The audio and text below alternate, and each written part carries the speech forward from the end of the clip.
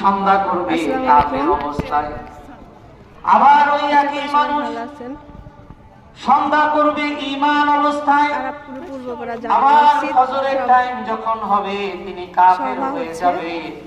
আল্লাহর হাবিব বলেন তারা নিজেদের দিনগুলোকে দুনিয়ার ভোগের সামগ্রীর কারণে নিজের দিনকে বিক্রি করে দিবে।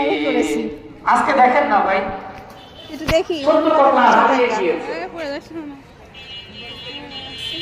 সত্য কথা হারিয়ে গিয়েছে। ব্যবসার জন্য মানুষ ভিডিও চিত্রের মাধ্যমে দেখার ব্যবস্থা করছে। দুনিয়ার কারণে আল্লাহর সাথে শিরিক করছে, দুনিয়ার কারণে নিজের ঈমানটাকে বিক্রি করে দিচ্ছে। চাকরির জন্য ধরেন তিনি তার মুসলমান, এই মুসলমানিত্বকে গোপন করতেছে।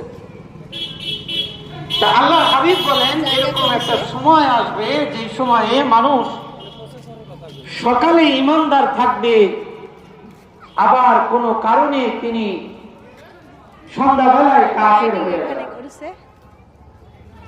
আবার তিনি সন্ধ্যাবেলায় ঈমানদার থাকবে একজন মানুষ, আবার দুনিয়ার কারণে তিনি সকালবেলায় কাফের হয়ে যাবে।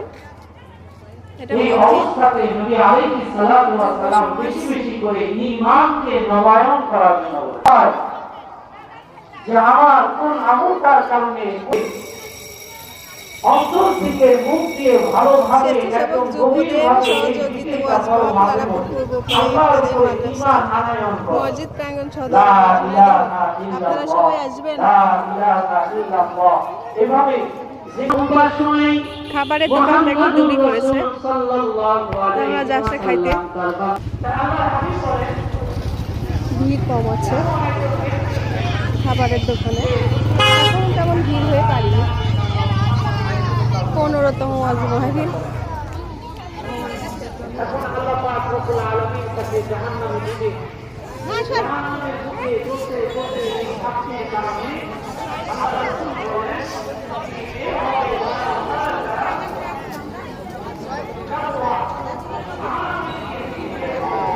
কি খাবো জানি না, তবে যাচ্ছি, দেখি কি খাওয়া যায়।